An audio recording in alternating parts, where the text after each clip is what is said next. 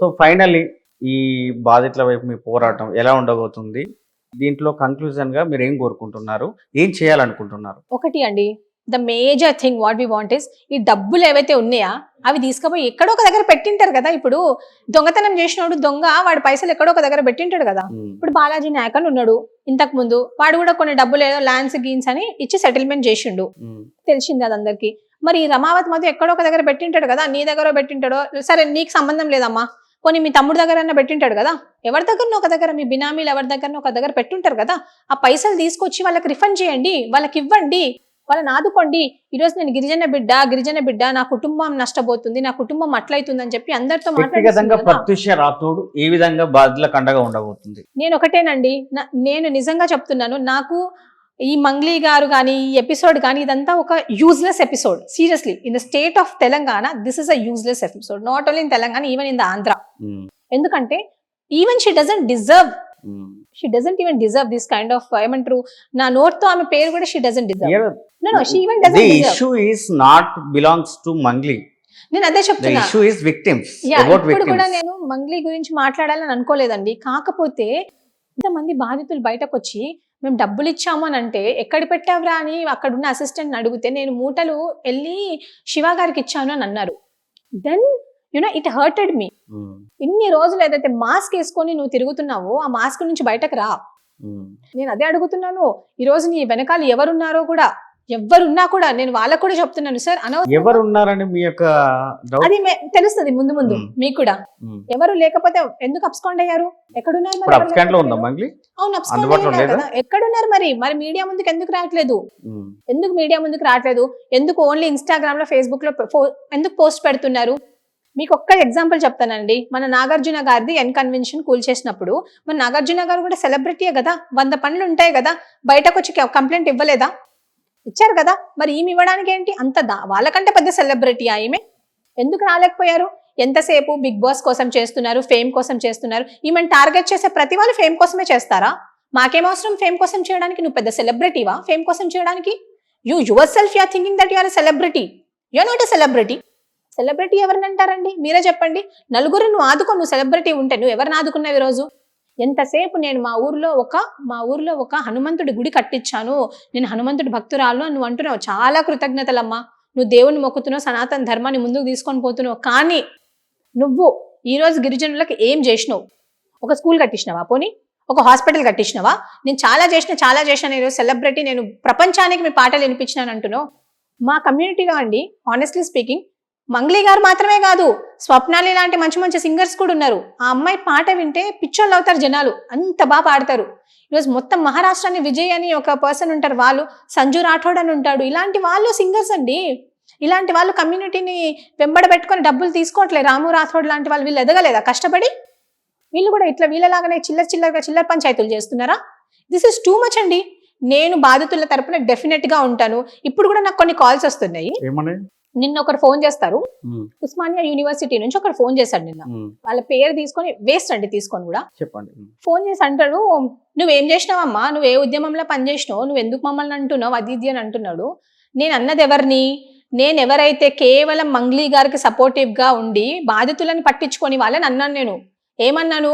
మంగ్లీకి support చేసుకుంటూ మీరు బాధితులను పట్టించుకొని వాళ్ళు డెఫినెట్ గా వీళ్ళని బాయ్కాట్ చేయండి కమ్యూనిటీ నుంచి అన్నాను. ఇప్పుడు కూడా చెప్తున్నాను, నేను నా కమ్యూనిటీలో ఓన్లీ మంగ్లీయో లేకపోతే ఈ నాయకులు మాత్రమే కాదు, చాలా మంది గిరిజన బిడ్డలు ఉన్నారు. వాళ్ళ చాలా మంది ఉన్నారండి, అమాయక బిడ్డలు ఉన్నారు. కష్టం చేసుకుని వ్యవసాయం మీద ఆధారపడి చాలా వాళ్ళ గురించి కదా ఆలోచించాల్సింది ఏ నాయకుడైనా, ఏ సంఘమైనా. ఈ రోజు నేను అట్లాంటి కుటుంబం నుంచి వచ్చిన, నా కమ్యూనిటీకి చాలా పెద్ద చరిత్ర ఉందండి. సీరియస్లీ, ఎవరి దగ్గర పోయి ఒక రూపాయి ఆశించే అలా లేదనమాట. చాలా పెద్ద చరిత్ర ఉంది. కానీ ఇలాంటి వాళ్ళ వల్ల నిజంగా చరిత్ర పోతుంది. అయితే నిన్న ఒకరు ఫోన్ చేశారండి నాకు, ఉస్మానియా యూనివర్సిటీ నుంచి ఫోన్ చేసి, నువ్వు ఏడున్నావమ్మా, నువ్వు ఎందుకు మాట్లాడుతున్నావు క్యాంపస్కి వచ్చి, అసలు నువ్వెవరు, నోరుంది కదా అని ఏది పడితే అది మాట్లాడతావా, అది ఇది అని అంటున్నాడు. నేను ఆయనకు కూడా చెప్తున్నా ఈ ప్లాట్ఫామ్ నుంచి, 10% రిజర్వేషన్ గురించి మేము చేసినప్పుడు నువ్వు ఎక్కడున్నావు అని అన్నాడు. 10% రిజర్వేషన్ గురించి నువ్వు చేసిన అంటున్నావు కదా, ఏడ లాగు అయింది? అది ఏ ఎగ్జామ్లో లాగు అయింది? రిజర్వేషన్ చేసి జాబ్లో పెట్టుకుంటే సరిపోతుందా? నువ్వు ఏం చేసినావు 10% రిజర్వేషన్ గురించి అని నన్ను అడుగుతున్నాడు. ఈరోజు గ్రూప్ 1లో ఇంతమంది బాధితులు నష్టపోయినారు.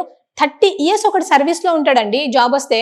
ఉమ్. అట్లాంటి చాలా మంది రిస్ట్రిక్ట్ అయిపోయినారు. వాళ్ళు నీ గిరిజన బిడ్డలు కాదా అంటే వీళ్ళు మాత్రమే మాట్లాడాలా, మేము నాయకులం, మేము మస్తు చేసినాం అంటే మీరు కాకపోతే ఇంకొకరు వచ్చి చేస్తారండి. ఇది ప్రాసెస్. ఈ ప్రాసెస్ లో ఎవరైనా చేస్తారు. నువ్వు ఎందుకు మాట్లాడుతున్నావు బాధితుల తరపున అంటే నేను గిరిజన బిడ్డే, నాకు వాళ్ళ తండ్రి ఎట్లున్నాడు, నా తండ్రి కూడా అట్లనే ఉన్నాడు. వాళ్ళు మస్తు మంది నష్టపోయారండి. మనిషికి మానవత్వం అనేది ఉండదా? ఉమ్. నా కమ్యూనిటీ నష్టపోతుందంటే మానవత్వం ఉండదా? నా కమ్యూనిటీలో అన్ని చీలికలు అవుతున్నాయి అంటే మానవత్వం ఉండదా? మీరే చెప్పండి. ఏం మాట్లాడతారు ఎంతసేపు? మేము అది చేసాం ఇది చేసాం కాదు. ఇప్పుడు మీరు ఏం చేస్తున్నారు? ఇప్పుడు మీరు ఏం చేశారు? మొన్న ఇంతమంది సఫర్ అవుతున్నారు. మీరు జీవో 46 ఏం చేస్తున్నారు? 29 ఏం చేశారు? దిల్సుఖ్ నగర్లో ఎందుకు మన వాళ్ళు ఛాయ్ షాపులు పెట్టుకొని కూర్చోవాల్సి వస్తుంది? వాళ్ళ శివలాల్ జయంతి రోజు ఒక్క రోజైనా మీరు మరి వాళ్ళని పిలిచి ఎప్పుడైనా భోజనం పెట్టిర్రా? ఇప్పుడు ఈ రాజకీయ నాయకులు ఏ పార్టీ అయినా కానివ్వండి, అదే ఎస్టీ సామాజిక వర్గానికి చెందిన రాజకీయ నాయకులు లేదా ఉన్నతమైన స్థానంలో ఉన్న అధికారులు లేదా పదవులు అనుభవించే వాళ్ళు ఎవరు ఎందుకు స్పందించట్లేదు? ఎందుకు? నేను ఒకటి చెప్తా అండి. ఇది ఒక యూజ్లెస్ టాపిక్. ఫస్ట్ నార్మల్ గా చెప్తాను. Useless topic means Mangli issue useless topic అయి ఉండొచ్చు. వాళ్ళు సమాజానికి అవసరం లేకపోవచ్చు. బాధితులకు సపోర్ట్ చేస్తున్నారు. బాధితులకు న్యాయం జరగాలనేది ఏదైతే ఇంటెన్షన్ తోని మీలాంటి వాళ్ళు మాట్లాడుతున్నారో, పోరాటం చేస్తున్నారో అది యూజ్లెస్ కాదు కదా. కొన్ని వందల మంది కుటుంబం. ఇప్పుడు ఒక బాధితుడు అంటే తన వెనుక ఒక కుటుంబం ఉంటుంది, పిల్లలు ఉంటారు, తల్లిదండ్రులు ఉంటారు, వాళ్ళకు ఎన్నో కోటి ఆశలు ఉంటాయి. రూపాయి కష్టపడి సంపాదించుకున్న డబ్బు కదా ఒక కుటుంబం. ఇప్పుడు ఆ కుటుంబంలో ఎవరన్నా ఒకరికి పెద్ద దిక్కుగా ఉన్నటువంటి తండ్రికో తల్లికో ఏమన్నా జరిగితే ఆత్మహత్య చేసుకుంటే ఆ కుటుంబం ఏం కావాలి? అలాంటి కుటుంబాలు ఇప్పుడు ఎన్ని ఉన్నాయి? నేను అదే చెప్తున్నా. అదే నేను మన నాలెడ్జ్ కి వదిలేస్తున్నానండి. ఇప్పుడు మీరు ఎవరైతే అంటున్నారో నాయకులు సంఘాలు ఇప్పుడు అనుకూలంగా పెడుతున్నారో వాళ్ళు అర్థం చేసుకోవాల్సింది ఏంటంటే అత్యంత కటిక పేదరికంలో అనుభవిస్తున్న వాళ్ళ డబ్బులు అవి. నేను అదే చెప్తున్నా కదా. నేను అది ఎవరైతే బాధితుల పక్షాన నిలబడలేదో అది నేను వాళ్ళ నాలెడ్జ్ కే వదిలేస్తున్నాను. ఎందుకంటే ఐ డోంట్ వాంట్ టు సమాజం కూడా హర్షించదు కదా, సమాజం యాక్సెప్ట్ అదే చేయదు కదా. చెప్తున్నాను. మరి వాళ్ళ మనసుకైనా వాళ్ళు ఎలా యాక్సెప్టెన్సీ ఉందో నాకైతే అర్థం కావట్లేదు. ఈ రోజు వాళ్ళ కేవలం మంగ్లీ మాత్రమే గిరిజన బిడ్డ కనిపిస్తుంది. నేను కనిపించట్లేదు, నష్టపోయిన బాధితులు కనిపిస్తలేరు. నిన్న ప్రెస్ మీట్ కి వచ్చి ఏదో నచ్చినట్టు సంపత్ నాయక్ ని అశోక్ రాథోడ్ అంటున్నారు, వాళ్ళు కనిపించట్లేదు. ఇప్పుడు ఈ సంఘటన తర్వాత ఇప్పుడు అంటే మంగ్లీ అనే ఒక ఇష్యూ వచ్చిన తర్వాత ఇది ఎక్కువ ఎలివేట్ అవుతుంది, కానీ ఇలాంటి సామాన్యులు కూడా చాలా మంది చేస్తున్నారు. ఇప్పుడు వాళ్ళంతా అలర్ట్ అయిపోయినారు. అరే అంత పెద్ద తెలిసిన అమ్మాయికి, ఫేమస్ ఉన్న అమ్మాయి చుట్టే ఇంత వివాదం జరుగుతూ ఉంది, రేపు మన వైపు కూడా ఏమైనా జరుగుతుందా అని జంకుతున్నారు. ఇప్పుడు ఇట్లా మళ్ళీ ఇది రిపీట్ కావద్దని చెప్పేసి స్టాప్ చేసే వాళ్ళు ఉన్నారు, డబ్బులు ఇస్తున్న వాళ్ళు ఉన్నారు. నాకు ఫోన్స్ వస్తున్నాయి. అది కూడా కరెక్టే అండి. నేను చాలా మంది బాధితుల వైపు పోరాటం చేస్తున్నప్పుడు కొన్ని ప్రలోభాలు ఇబ్బందులు వస్తాయి.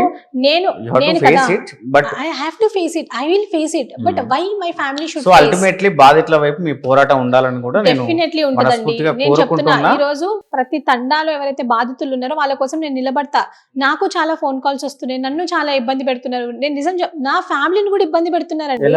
ఏమంటున్నారు? ఇప్పుడు నా తండ్రి ఒక జాబ్ చేస్తేనే నాకు అంటే భోజనం కడుపులోకి పోతుంది. మాకు కూడా మా ఫాదర్ వర్క్ చేస్తేనే మాకు ఒక పూట గడుస్తుంది.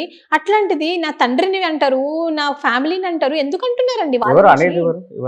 నిన్న ఒక ప్రెస్ మీట్ పెట్టారు. వాడి పేరు ఎందుకండి తీసుకోవడం, మీ అందరికి కూడా తెలుసు. నేను ఏదో ప్రెస్ మీట్ పెట్టారు, ఏదేదో మొరుగుతున్నారు, పిచ్చోళ్ళు మాట్లాడినట్టు. ఏనా ఎవిడెన్స్ ఉంటే వెళ్ళండి కోర్టులో ప్రొడ్యూస్ చేయండి. నేను ఈ రోజు వాళ్ళకు కూడా చెప్తున్నాను, ఏదో మేము ప్రెస్ మీట్ లో ఏదో నచ్చినట్టు ఇలా వదిలేసాం అనుకుంటున్నారేమో, కానీ నేను ఎంత లీగల్ గా నేను వెళ్తాను. Legally I'll go. So anyways thank you so much మా స్టూడియోకి వచ్చినందుకు. I'll be very thankful for you. కానీ మై ఓన్లీ రిక్వెస్ట్ ఏంటంటే, మీకు కానివ్వండి, మీ డైరెక్టర్ గారికి కానివ్వండి, ప్రతి ఒక్కరికి ఒక చిన్న రిక్వెస్ట్ ఏంటంటే, ఎవరైతే బాధితులు ఉన్నారో ఆ బాధితులకు న్యాయం జరిగే వరకు మీరు ఉండాలి. మా సిగ్నేచర్ స్టూడియో నుంచి పర్సనల్ గా యాజ్ ఎ జర్నలిస్ట్ నా వైపు నుంచి మీ మొదటి నుంచి కూడా బాధితుల వైపే ఉన్నాం. బాధితుల కోసమే మీ ఫైట్ లో భాగంగా యాజ్ ఏ మీడియాగా మా బాధ్యత కూడా మేము నిర్వహిస్తున్నాం. మాకు 13 కాల్స్ వస్తున్నాయి, మా కమ్యూనికేషన్స్ జరుగుతున్నాయి. అయినప్పటికీ కూడా అక్కడ చాలా మంది నిరుపేదలు ఉన్నారు, వాళ్ళకి న్యాయం జరగాలి. ఇప్పుడు మీ వర్షన్ అయినా నా వర్షన్ అయినా అండ్ పర్సనల్లీ నా విషయమైనా స్టూడియో తరపునైనా మంగ్లీని ఏదో డిఫేమ్ చేయాలి, ఆమె ఇబ్బంది పెట్టాలనేది కాదు ఇక్కడ ఇంటెన్షన్. అమ్మ నీ పేరు చెప్పి వీళ్ళంతా మోసం చేశారు, ఆ మోసం చేసిన వాళ్ళను మీరు పట్టించండి, ఇన్వెస్టిగేషన్ కు సహకరించేలా చేయండి, అంతే. వాళ్ళ నుంచి బాధితులకు డబ్బులు ఇప్పించండి. Ultimate goal is Even this we is are one. requesting the same thing. Even I am requesting the same thing. నేను కూడా ఏమంటున్నానంటే బాధితులు లేరు అని అంటున్నారు కదా. ఇప్పుడు నేను మీకు పంపిస్తాను, వాళ్ళందరూ బాధితులే. వాళ్ళు బాధపడుతున్నారు, వాళ్ళ పిల్లలకు పెళ్లిళ్ళు చేసుకోవాలని బాధపడుతున్నారు, మొగుడు చచ్చిపోయిన వాళ్ళు బాధపడుతున్నారు. ఇప్పుడు ఈ ఇష్యూనే కాదు, రేపు ఏ ఇష్యూ అయినా, ఇప్పుడు ఇంకో ఇష్యూ అయినా కూడా అల్టిమేట్ గా బాధితుల వైపు ఉండాల్సిన అవసరం బాధ్యత ఉన్నది. డెఫినెట్లీ కాబట్టి దానికోసమే తప్ప ఇది పర్సనల్ గా ఏది ఇంటెన్షనల్ గా చేసేది కాదు. మీరైనా మేమైనా ప్లాట్ఫామ్ నేను కూడా వాళ్ళకి ఐఎమ్ రిక్వెస్టింగ్, బాధితులను నేను రిక్వెస్ట్ చేసుకుంటున్నా, అక్కడ ఉన్న యాడీ బాబ్స్ ఇన్ హాత్ జోడతానే మీకు ఎరుచు ఏంటంటే మీరు సుసైడ్లు చేసుకోకండి, మీరు చావకండి, ధైర్యంగా ఉండండి. ఇప్పుడు 100% మేము న్యాయం చేసినా చేయకపోతే 100% న్యాయం కోసం ట్రై చేస్తాం, కానీ అట్లీస్ట్ 50% అన్న వీ నీడ్ టు మనం వాళ్ళకి జరిగిన నష్టాన్ని పూడ్చగలగాలి అని అంటున్నా నేను. So we will definitely be there వాళ్ళ తరపున. నేను కానివ్వండి, ఈవెన్ మా సంపత్ నాయక్ కానివ్వండి, అశోక్ గారు కానివ్వండి, ఎందుకంటే పాపం వాళ్ళు కూడా చాలా థ్రెటనింగ్, చాలా కాల్స్ వస్తున్నాయండి వాళ్ళకు. మీకు ఎలా వస్తున్నాయి? ఇంకా అడ్వకేట్ సుబ్బు గారికి అయితే ఏకంగా నిన్న కిడ్నాప్ చేస్తున్నామని చెప్పేస్తారు. సుబ్బు గారికి ఏమో కానివ్వండి, మా సంపత్ గారికి కానివ్వండి, అశోక్ గారికి కానివ్వండి, లిటరల్లీ వాళ్ళు కూడా చాలా అంటే చాలా సఫర్ అవుతున్నారు. వాళ్ళని పర్సనల్గా టార్గెట్ చేస్తున్నారు, ప్రొఫెషనల్గా టార్గెట్ చేస్తున్నారు. నేను అంటున్నా, నా గిరిజన నాయకుల్ని అంటున్నా, మీరు సేవలాల్ వారసులే, నేను సేవలాల్ వారసురాలనే, మనం సేమ్ కమ్యూనిటీకి బిలాంగ్ అవుతాం. మీరు కేవలం ఎక్కడో ఆంధ్రాలో పుట్టిన మంగ్లీ గారి గురించి ఆలోచిస్తున్నారు, కానీ ఈరోజు పెరుగుతున్నంటే మంగ్లీ గారికి ఫేమ్ వచ్చింది అని అంటున్నారు, కానీ మంగ్లీ గారు ఎక్కడో ఏసీలో కూర్చొని పాటలు పాడుతున్నారండి. మాలాంటి వాళ్ళు బయటకు వచ్చి పోలీసు వాళ్ళు లాక్కొని పోతున్నారు మమ్మల్ని, మేము నిరుద్యోగుల గురించి మాట్లాడుతున్నాం. సో ఎనీవేస్ మీ ఫైటింగ్ ఇలాగే కొనసాగాలని, బాధితుల వైపు ఉండాలని మనస్ఫూర్తిగా కోరుకుంటూ thank you so much. Thank you.